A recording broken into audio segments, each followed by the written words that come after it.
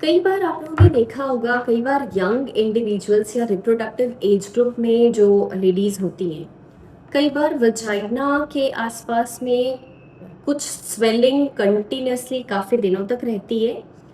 कई बार वो पेनलेस होती है और कई बार काफ़ी ज़्यादा पेनफुल रहती है।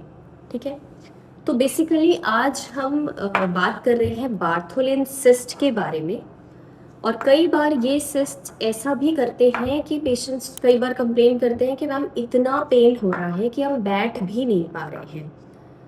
कोई ऑफिस से उनको छुट्टी लेनी पड़ती है, इवन जो नॉर्मल स्टूल पास करना या नॉर्मल एक्टिविटीज़ जो डेली लाइफ की डेली रूटीन एक्टिविटीज़ है उनमें भी काफ़ी प्रॉब्लम हो रहा होता है। So, a very good evening to all of you. Myself, Dr. Priya Tiwari, consultant obstetrician and gynecologist practicing in Central Kolkata, Shike's Clinic, Taltala. So, basically ये बार्थोलिन सिस्ट है जिसके बारे में आज हम बात करेंगे। तो बार्थोलिन सिस्ट से पहले हम ये जानते हैं कि बार्थोलिन ग्लैंड क्या होती है।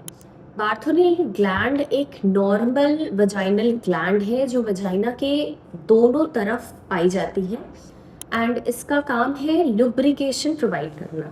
जो वजाइना में सिक्रीशंस होते हैं that is because of this gland only.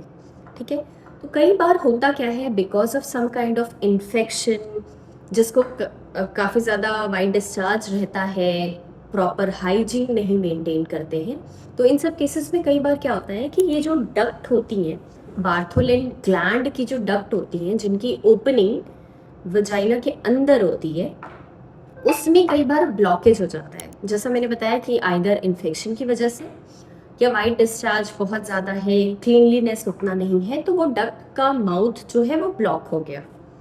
इससे बेसिकली होता क्या है कि कई बार जो सिक्रीशंस हैं वो अंदर ही रह जाते हैं। वो सिक्रीशंस जो बाहर निकलने चाहिए इनटू द वजाइना वो उस डक्ट के ही अंदर रह जाते हैं। तो इसलिए अक्सर एक स्वेलिंग वजाइना के आउटर पार्ट में, जिसको लेबिया माइनोरा हम लोग बोलते हैं, उधर एक स्वेलिंग, कई बार पेनलेस स्वेलिंग और कई बार थोड़ी हल्की फुल्की पेनफुल स्वेलिंग रहती है। This is called Bartholin cyst. कई बार ये जो ब्लॉकेज है जिसकी वजह से सिक्रीशन अंदर ही रह गया, इसमें कई बार इन्फेक्शन हो जाता है and that is called Bartholin abscess, है ना। एंड जब ये कंडीशन होती है दैट इज बार्थोलिन एब्सेस, तब अनबियरेबल पेन होता है और तब डेली रूटीन एक्टिविटीज़, जैसा मैंने इनिशियल ऑफ द वीडियो बोला कि डेली रूटीन एक्टिविटीज़ में भी काफ़ी डिफ़िकल्टी हो जाती है बिकॉज पेशेंट बैठ भी नहीं पाते। So what is the remedy, या इसको कैसे ट्रीट करना है, या what is the reason of the formation of this.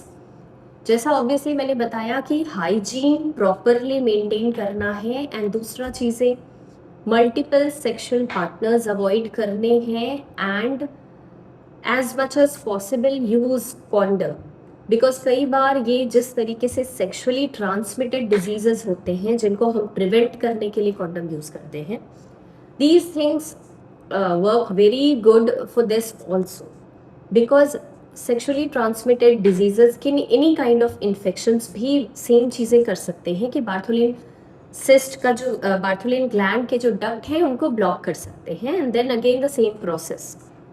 तो इसलिए इन तीन चीज़ों का ध्यान रखना इसमें काफ़ी ज़्यादा ज़रूरी है। तो कई बार पेशेंट्स हमारे पास आते हैं कि मैम ऐसा भी कंप्लेन रहता है कि पहले तो एक हल्की सी पेनलेस स्वेलिंग थी, फिर सेम जगह पे ये स्वेलिंग बार बार हो रही है और अब तो इतना पेनफुल है, फिर अचानक से ये जो स्वेलिंग है ये फट जाता है, हल्का सा पस निकलता है और अपने आप को हील हो जाता है, लेकिन सेम चीज़ें बार बार रिपीट हो रही हैं और बार बार इसी तरह पेनफुल रहता है।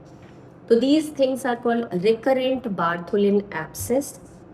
इसमें बेसिकली हमको करना क्या है, होता क्या है कि इसमें शुरू में जब पेशेंट्स हमारे पास आते हैं तो सबसे पहले तो अगर पेन इमीडिएटली पेन रिलीव करने के लिए, अगर एब्सेस ना हो, जस्ट वो सिस्ट हो और उसमें पेन हो, तो इमीडिएटली पेन रिलीव करने के लिए हम लोग जस्ट सिड्स बाथ, एक bucket kind of broad bucket में पानी, गर्म पानी में बीटाडीन डाल करके पेशेंट्स को कहते हैं कि थोड़ा सा उस एरिया को गर्म पानी में लगाना है, ताकि थोड़ा सा गर्माहट से वो जो एरिया है वो थोड़ा सा पेनलेस होएगा, मतलब पेन कम होएगा। तो this is called seeds bath, और कुछ हम एंटीबायोटिक्स हल्के फुल्के देते हैं एंड पेन किलर्स देते हैं। बट कई बार क्या होता है कि ये जब रेकरेंट होने लगते हैं तो हमारी एंटीबायोटिक्स भी काम नहीं कर रही होती हैं, बिकॉज होगा क्या, एंटीबायोटिक्स हम देंगे वो पस निकल जाएगा, बट वापस से सिंस डक्ट का जो ओपनिंग है दैट इज ब्लॉक्ड, तो जब तक आप इसको पूरी तरह ओपन नहीं करेंगे तब तक ये इन्फेक्शन बार बार उस जगह में होता रहेगा।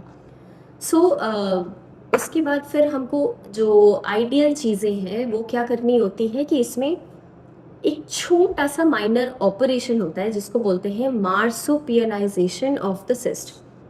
बेसिकली इसमें हम करते क्या है, सिस्ट वॉल को एक छोटा सा कट लगा करके ओपन करते हैं, ताकि अंदर का जो भी इन्फेक्शन है वो एक तो हम लोग पस को बाहर कर देते हैं और बाकी जो सिस्ट वॉल है उसको भी बाहर निकाल देते हैं, and we let that place that cut margins open, है ना, ताकि 2-3 दिन के अंदर भी जो भी हल्के फुल्के भी कलेक्शंस उसमें हो रहे हैं दैट हील्स बाय इटसेल्फ।